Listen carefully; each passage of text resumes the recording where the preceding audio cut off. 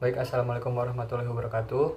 Selamat siang kepada dosen pengampu mata kuliah Bahasa Indonesia kelas 61, Ibu Sira Kamila yang saya hormati.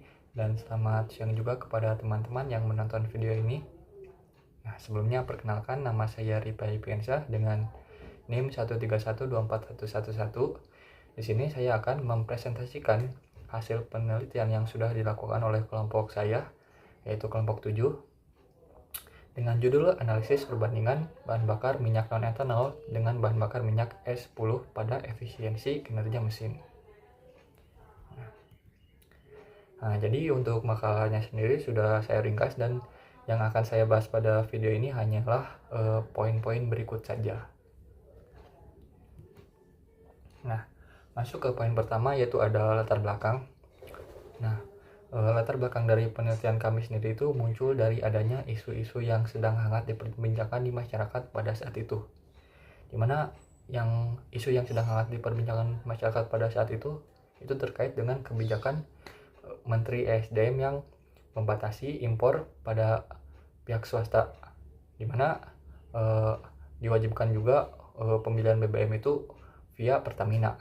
Nah, hal ini jelas menimbulkan keresahan karena seperti yang kita ketahui, BBM Pertamina itu sendiri memiliki kandungan etanol pada bahan dasarnya.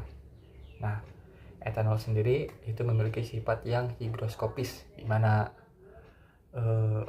dia bisa menyerap air di sekitarnya, sehingga karena bahan bakar itu sendiri digunakan pada kendaraan, ditakutkan akan memicu korosi jika etanol dapat menyerap air di sekitarnya.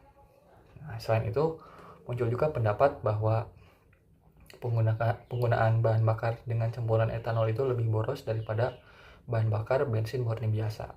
Nah, tapi sisi positifnya, bahan bakar dengan etanol itu dapat menekan emisi gas buang seperti karbon monoksida.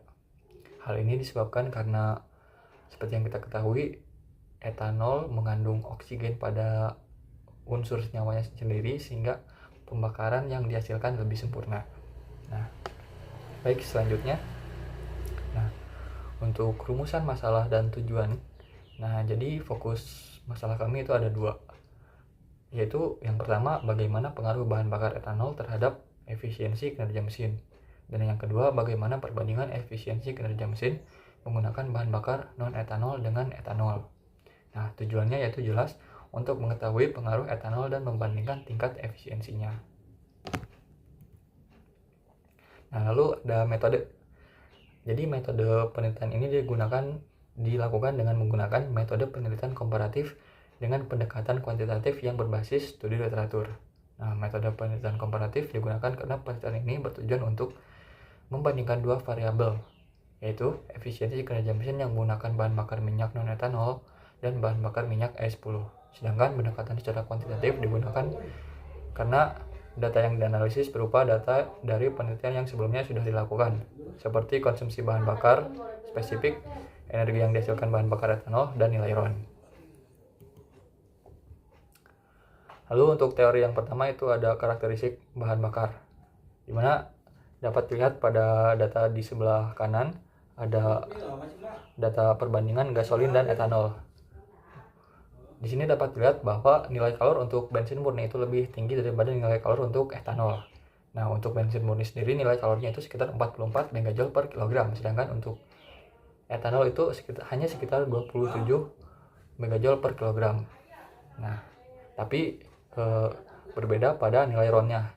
Di sini nilai RON etanol itu lebih tinggi daripada nilai RON bensin murni biasa, di mana nilai RON etanol itu sekitar 110 dan bensin murni hanya sekitar 95. Untuk rasio stoikiometrinya sendiri itu bensin murni memiliki rasio yang lebih besar daripada etanol. Nah, kemudian implikasinya, etanol akan memiliki energi yang lebih rendah per massa namun lebih tahan kompresi yang tinggi. Nah, kemudian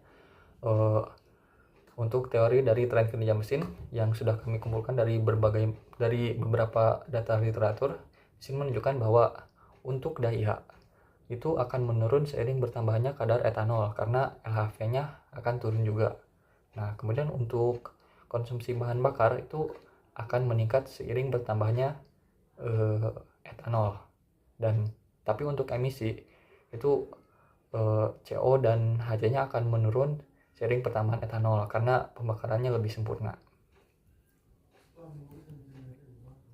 Nah, kemudian untuk analisis yang pertama itu ada analisis perhitungan untuk siklus Otto, di mana kami menghitung efisiensi thermal untuk bahan bakar non etanol dan bahan bakar E10. Di sini kami mengasumsikan untuk bensin murni itu rasio kompresinya 10:1 dan untuk bensin E10 itu rasionya 11,5:1. Nah, di sini hasil efisiensi thermalnya itu jauh lebih tinggi E10 daripada bensin, dimana untuk efisiensi thermal E10 itu sekitar 62,35% dan untuk bensin murni itu hanya sekitar 60,19%. Hal ini menunjukkan adanya kenaikan efisiensi jika digunakan bahan bakar E10 yaitu sekitar 2,16%. Nah, kemudian kami juga menghitung analisis untuk konsumsi bahan bakar. Kami menggunakan rumus berikut. Nah, untuk perhitungannya sendiri kami asumsikan untuk daya yang sama yaitu sekitar 8 kW. Nah, didapatkan hasil sebagai berikut.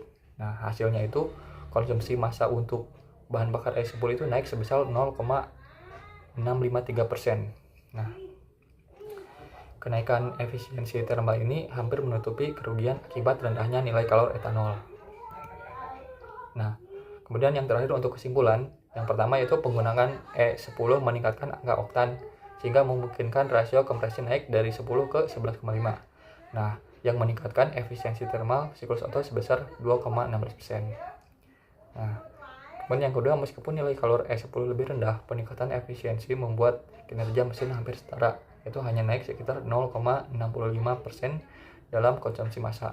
Nah, jadi terkait opini bahwa etanol itu lebih boros itu benar, tapi tidak sangat boros itu.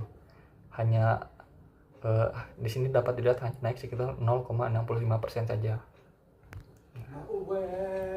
Nah, kemudian baik, terima kasih atas perhatiannya. Mohon maaf bila ada kekurangan. Assalamualaikum warahmatullahi wabarakatuh.